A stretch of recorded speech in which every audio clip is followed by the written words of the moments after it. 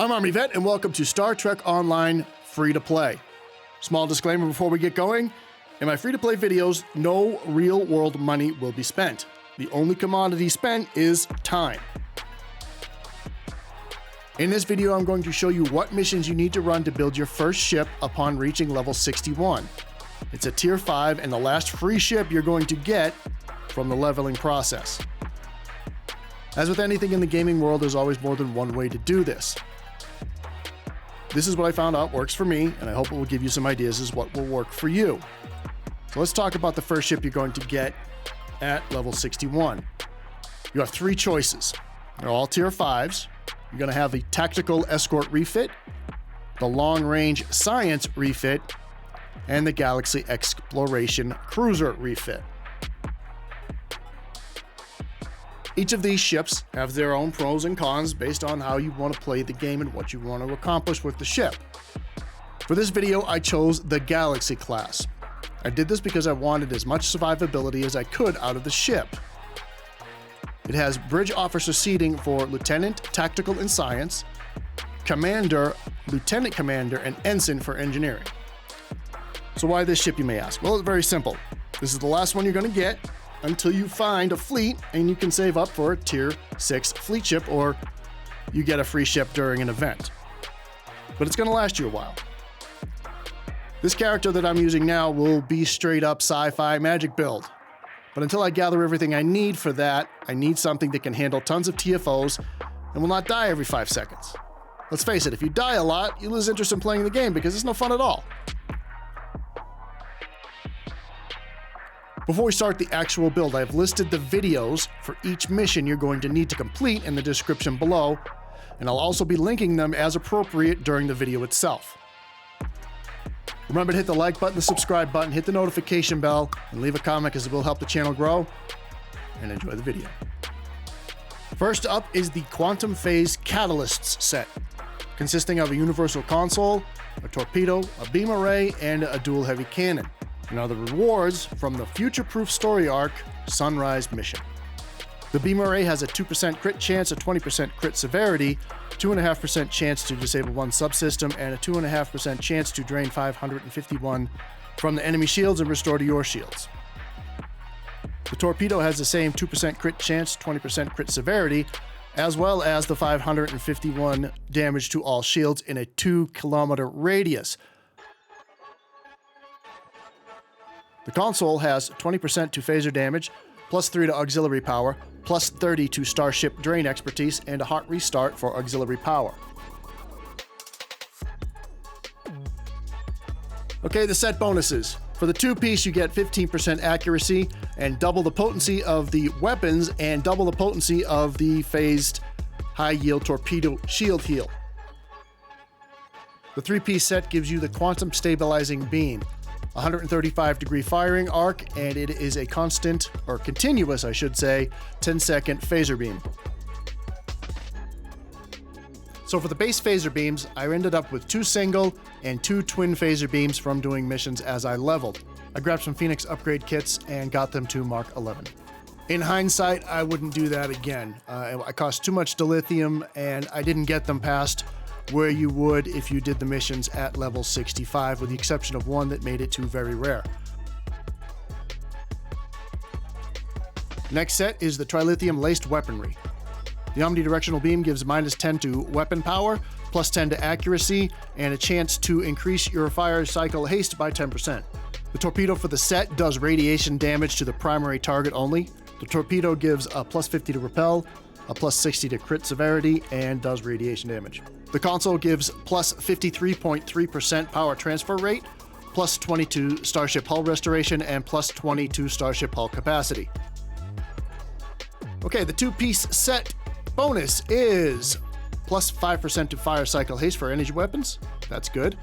Plus 15 flight speed, which is great because these things move like molasses in the winter. And for the 3-piece, we get plus 20 all damage resistance and plus 22 starship hull capacity. Those both give us some more survivability.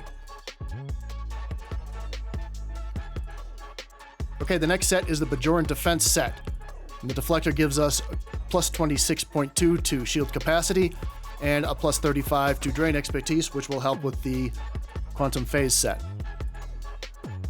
The impulse engine gives us more turn rate, and it also gives us hull scraping, which means when you slam into another ship, you actually will cause damage for a change.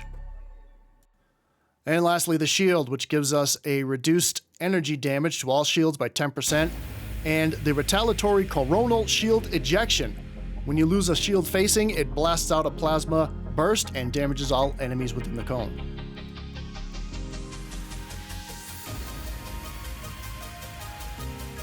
The 2-piece set on this will give us, in this case, 17.8 for phaser damage. The 3-piece will give us an energy siphoning field increase from 2 to 5k, as well as the retaliatory coronal ejection will increase to 5k as well.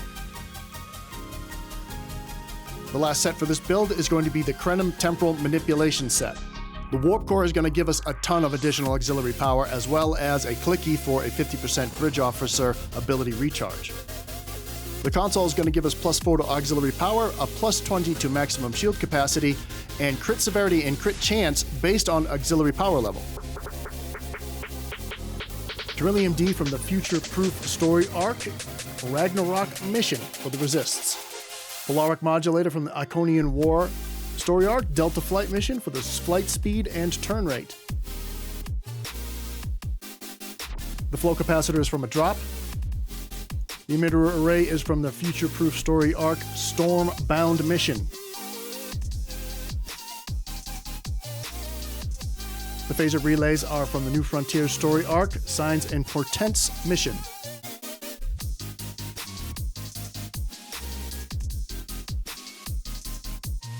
Delta Alliance reinforcements is from the Iconian War story arc, Broken Circle mission.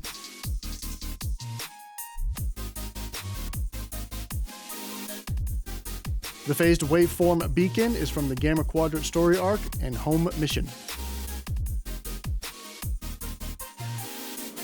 Nimbus Distress Call is from the Wasteland story arc, Installation 18 mission, which you get at level 65.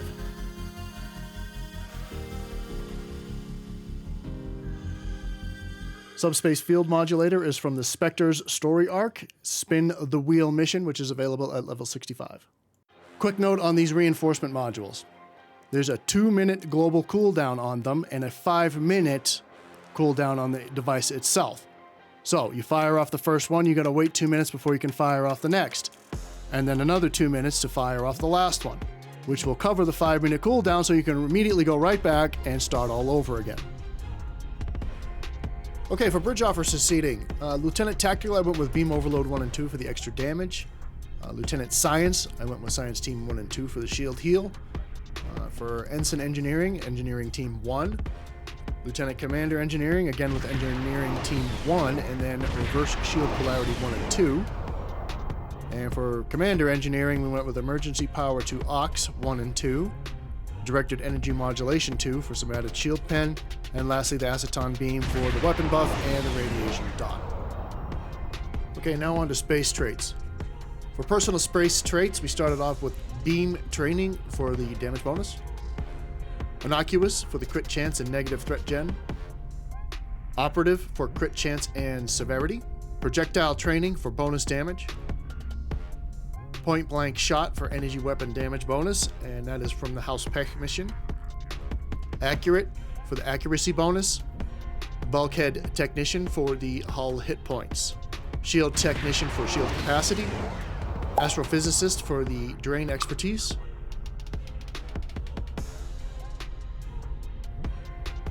and for Starship traits, the best defense. When using an attack pattern, you gain a hull healing bonus of 25% for 10 seconds, and that is also from the House Pegh mission. So there you have it, a decent ship with some survivability and enough damage to get you on your way to the bigger and better ships.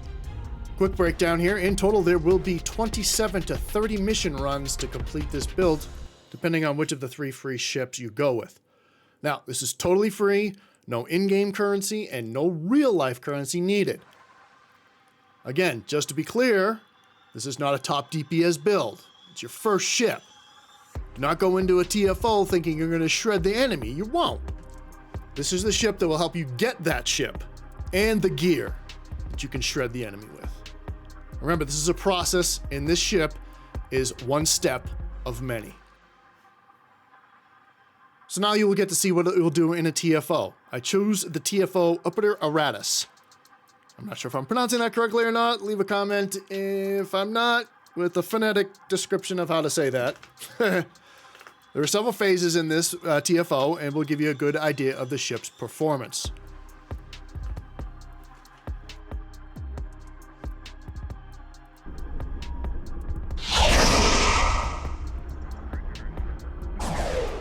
Here they come. All ships, battle stations. For welcoming permission. Just here for your data. Hand it over and nobody will get hurt. That'll be the day. All ships, engage the Terran fleet. This isn't over, Admiral. Believe that. Enterprise, Defiant, take some ships and take her down. The rest of you, stay alert. This isn't over.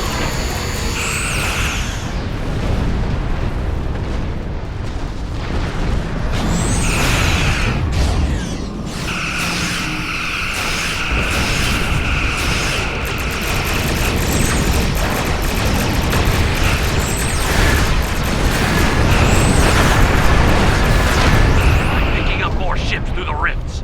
Close them if you can. Activate the holo projectors. Let's hope they get the job done. Defend the holo projectors as best you can. Keep clear on the ships and Jupiter station.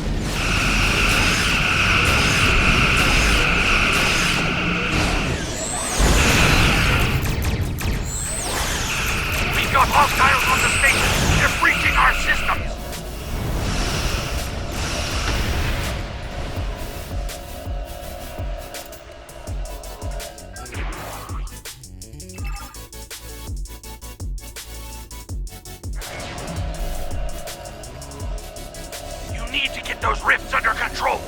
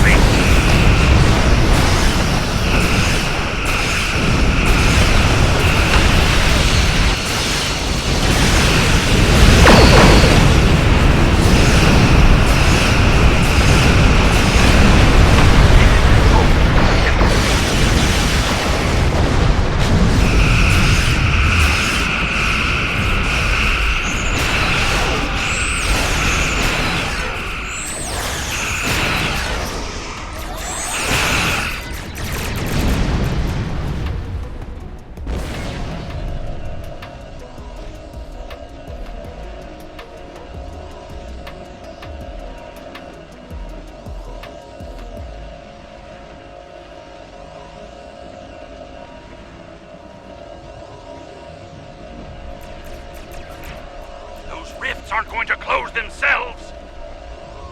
We've locked down the projectors. Now they're ours for good. You still here, Grandma? Ugh, I thought our Jane was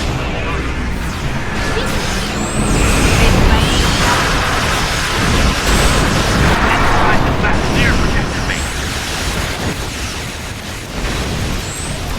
Shield vessels are negating your attack on the Enterprise. Take them out first.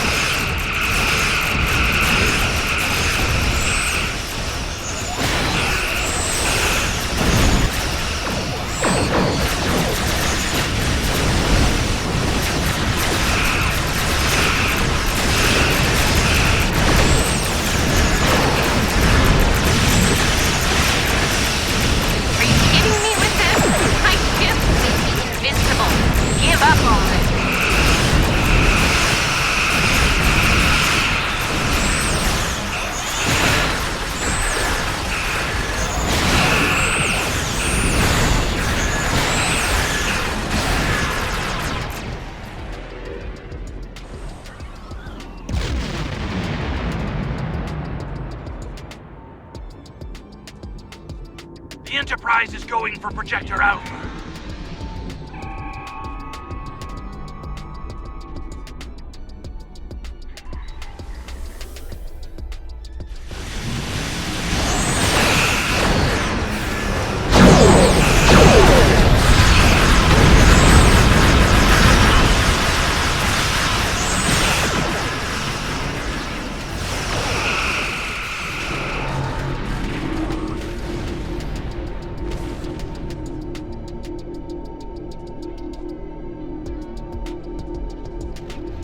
Are you kidding me with this? My ships make me invincible. Give up already.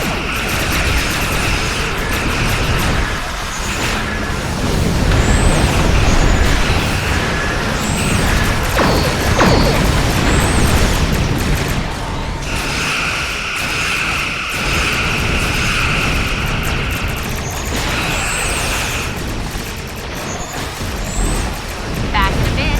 Don't go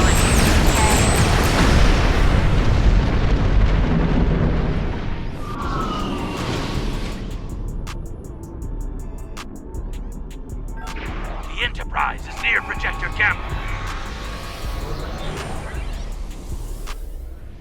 Back in a bit. Don't go anywhere, okay?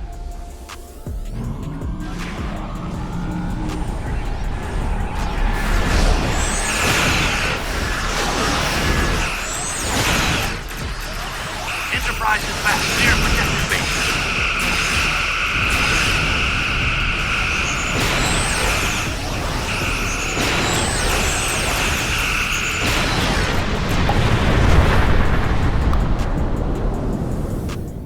Are you kidding me with this? My ships make me invincible. Give up already.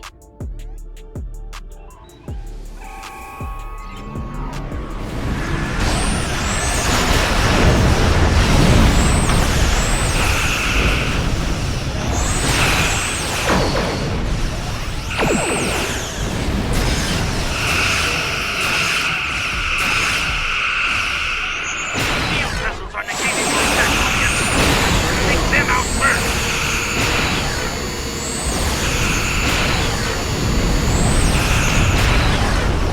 You know what? I'm done. Well done. We sent the Terrans home with a message.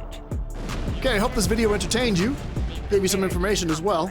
If it did, please hit the like button, the subscribe button, hit the notification bell, and leave a comment because it will help the channel grow and get you more videos like this, or maybe even better ones. Have a great day.